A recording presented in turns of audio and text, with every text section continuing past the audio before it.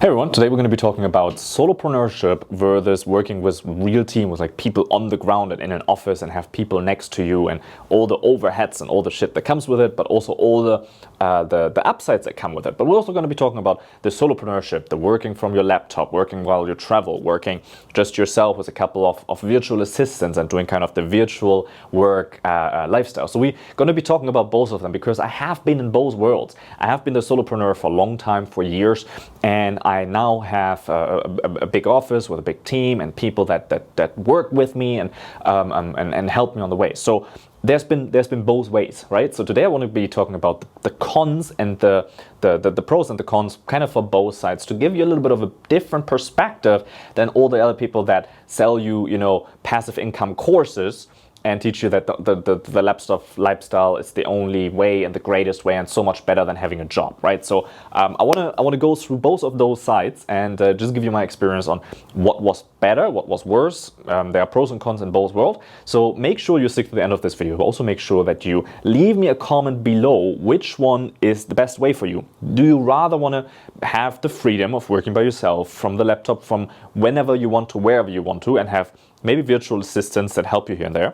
Or would you rather have going to an office, being there before your staff, leaving after your staff, having a team, and being responsible for that and taking care of that? So what do you prefer? Do you prefer the solopreneurship, or do you prefer the real business, the real team? Let me know in the comments below. Also, if you like this, make sure that you subscribe to this channel, because on this channel we do a lot of, we talk a lot about entrepreneurship, we talk about e-commerce, and we actually help a lot of e-commerce business start, grow, scale, and eventually sell their business and liquidate all the work that they have been put in. So you can learn a lot on this channel if any of this interests you, if you want to start, grow, or sell your e-commerce business. But now let's jump into the video and let's go ahead right to the first point. The very first point I want to talk to you about is ease of grow. Like, how easy is it to grow your business, and how much struggle are you having on the way to grow your income that way?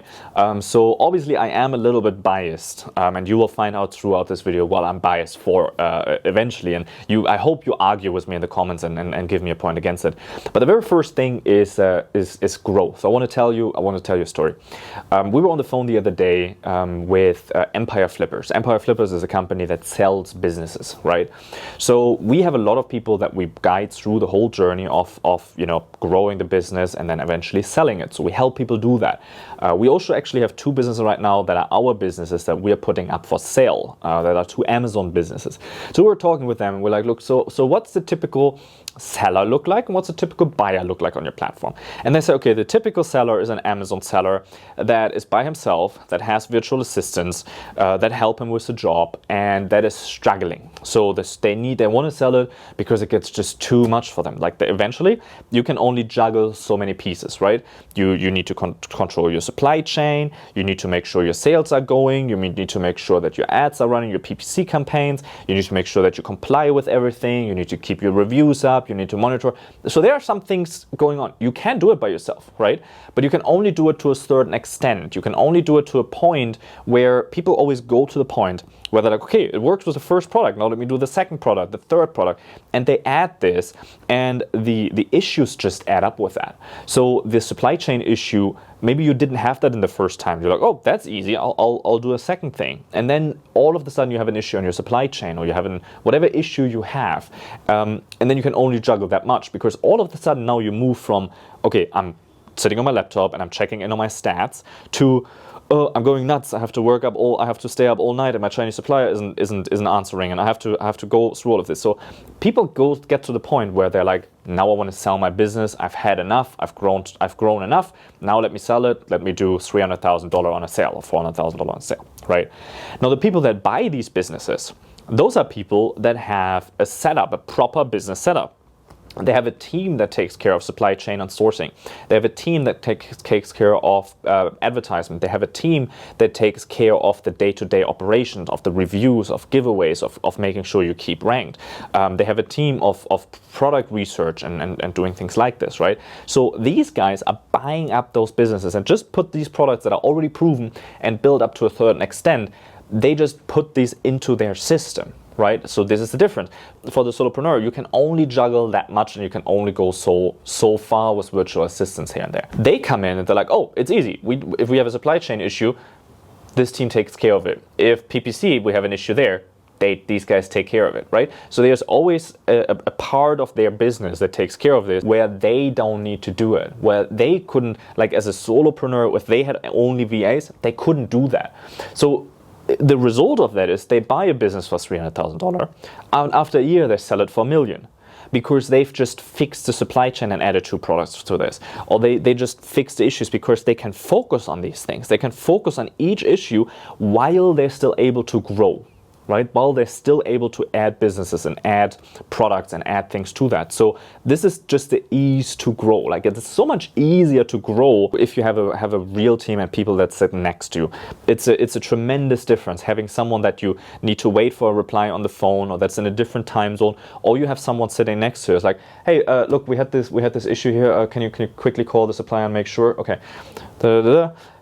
Yeah, the supplier has this and this issue. They'll fix this and a sample tomorrow. Oh, okay, boom, done. That's a 5-minute thing. That's a 10-minute thing that you didn't have to do. But if you have the VA on that or an agent that's in a different country in a different time zone, you're like, oh, I have this issue, so let me message that to my guy. And then they have something. They come back to you with a reply, and then you go back to them, and it takes 2 days because it's just a back and forth, and you have the time zone, and that's that, right? So you can do this alone with freelancers, but only to a certain extent, right? So with the real business, you actually have the ability to grow that thing up. So the second point I want to talk to you about is responsibility.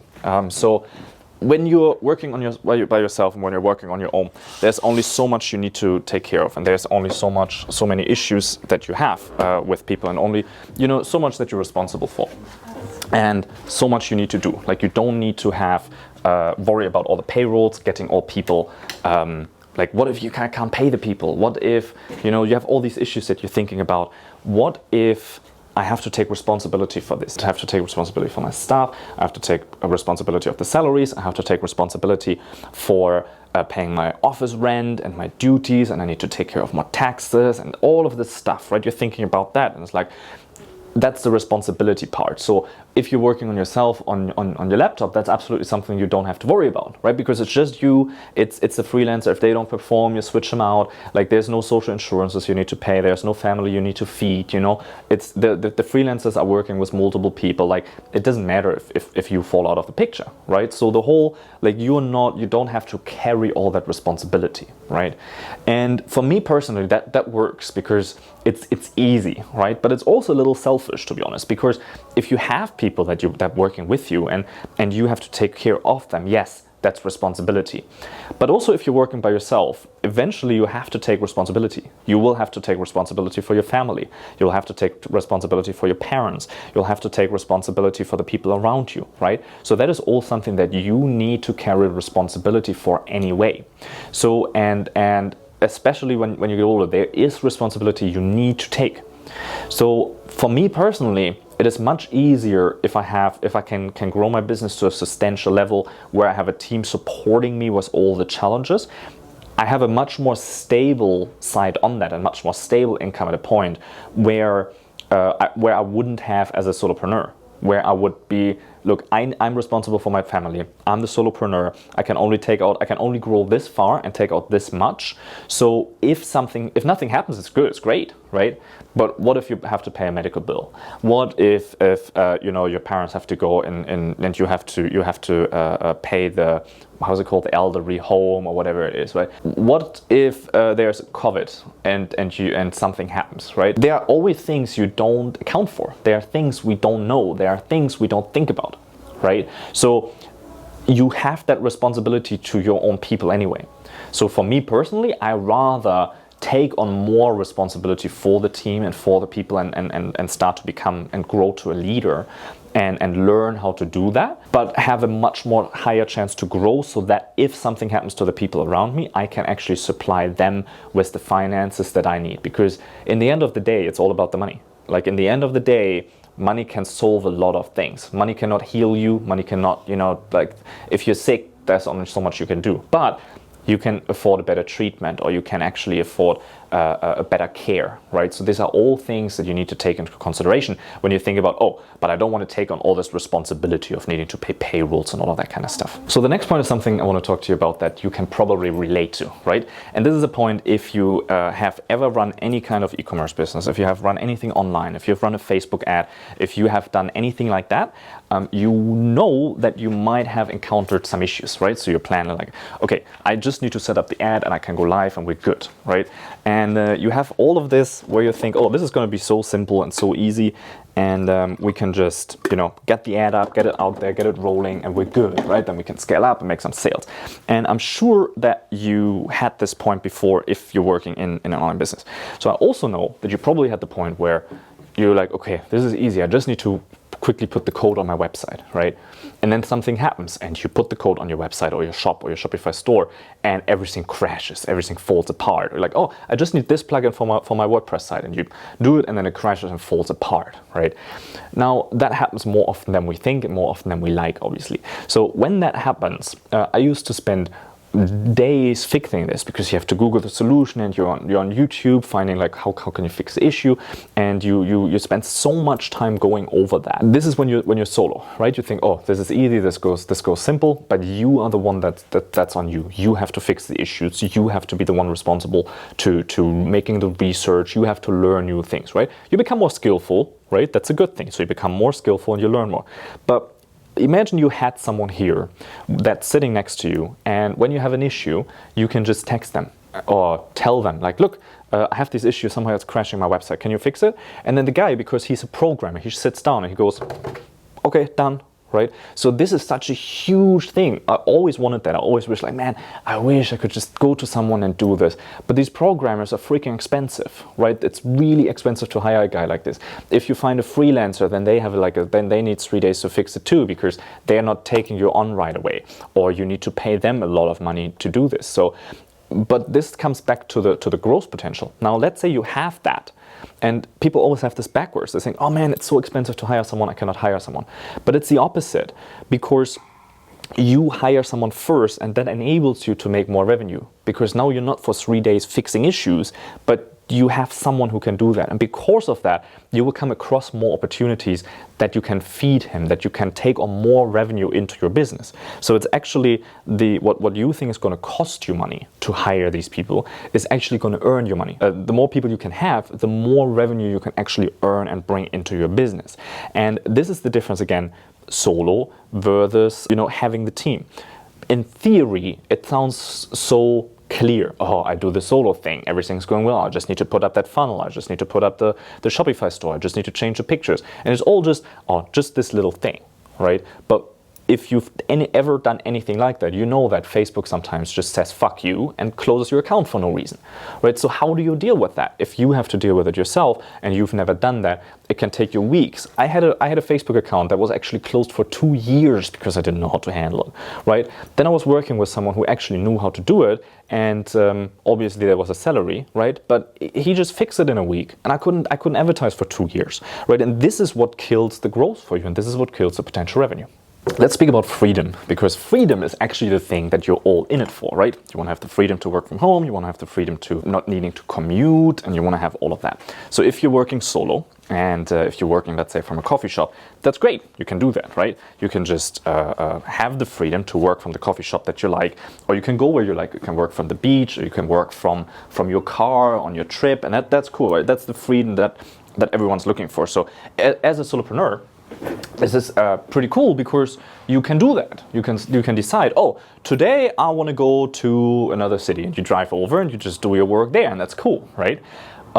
There's just one thing that I need to mention. Have you ever noticed that if there's something that you want to do and it seems unimaginable for you that you could do that, and then you get to the point and it becomes reality, you get used to that real quick. If you are used to earning $500 and you have a new job, you have a bump and you do $2,000, it's crazy exciting for 2 weeks, right?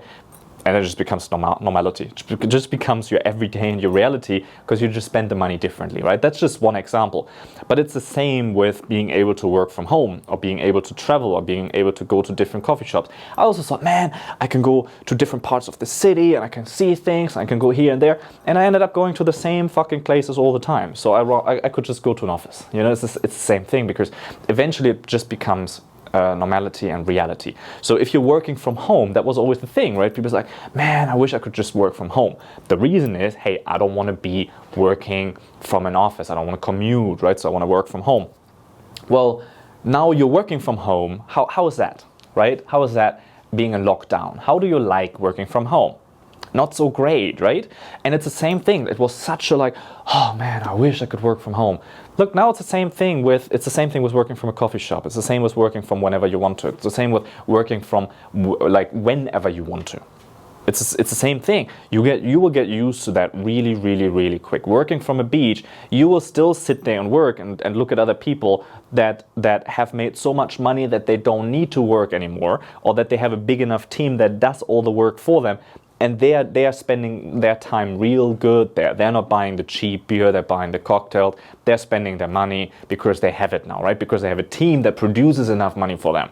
So they actually get to enjoy the beach. You just sit there and work, right? So the idea is cool. It's like, man, I could just, if I look up from my laptop, I see the sea. Yeah, it's great. But you're going to be envious of everyone that actually has a real business, that actually makes real money, that is actually able to do these things with their family and be with their family on the beach and take them there and have time for them, right? When you sit there and you see your family going on a little trip, or you see them going for a swim, because even though you have the freedom to decide whenever you want to work, you right now need to take care of your supply chain issue on your laptop, right? So that's just something I don't mean to disencourage any of that, because there's a medium way, there's a way in between, and there's a transition. So let's talk about that. And that actually gets me to the last point that we have today, which is there's happiness in growth. You know, you're not deciding today, okay, I want to start my big business and I hire 10 people and I find a big office. That's also not how this works, right?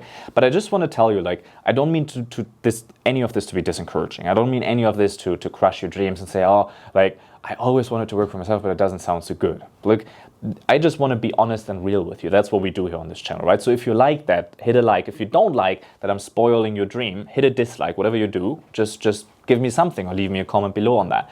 But there's happiness and growth, right? So you're not going to start with a big team. You're not going to start with the office. You're not going to start there. I didn't start there, right? But at least have that in mind. At least consider that there is another level, because if you're working by yourself and if you're working alone, it's very easy to get stuck in the day-to-day because you're looking at the task at hand. But just sometimes look up and see the possibilities that are out there, and see that there's growth, and see that there's other people who have been doing the solopreneur deal and then have transitioned to the real business, and what has that done to them? Do they have more freedom or less freedom? Do they have more happiness or less happiness? Do they have more responsibility or less responsibility? Do they have a bigger ability to grow or a smaller ability to grow, right? Just look up sometimes and look into that, because you can transition. You start alone and then you grow. Maybe you start with a virtual assistant, but I encourage you to get someone real in person. Then maybe you add someone else to the team that is scaring, like, oh shit, how am I going to pay them? And you'll figure out a way once they're on board. And then you will get an office, because you cannot have your team sit in a coffee shop. That doesn't work long term, right? So, and then you will look at that as like, oh shit, I can't afford the office, and you will figure it out. And you will need to grow and you will need to adapt. But you know what? There's happiness in growth. The whole, like, we're human, we want to grow, we need to expand, we need to do something else. If the worst thing you can do is be in the job that you don't like and just stay there and sit there every day and do the fucking thing for 4 years, the fucking same thing. That will drive you nuts. That's not how this works. You need to be able to grow. And to be honest, I always thought, like when I was younger, I always thought like, oh man, when does this end? Shit, man, I'm done learning. I just wanna do my thing, and then I wanna come home and I just wanna chill. And I want to enjoy my weekends. When can I do this? Why do I still have to learn so much? Why do I still have to overcome so many challenges and go through this? When does this end? You know, the truth is it never ends. Because if it ends, it will get depressing real quick and real soon. There's so many people I know that have stopped learning and stopped growing. That's depressing. if you don't move forward. So I encourage you to grow. Start solo, because you need to start somewhere, but have the growth in mind, and have in mind that you want to go to another place and that you want to go to another spot.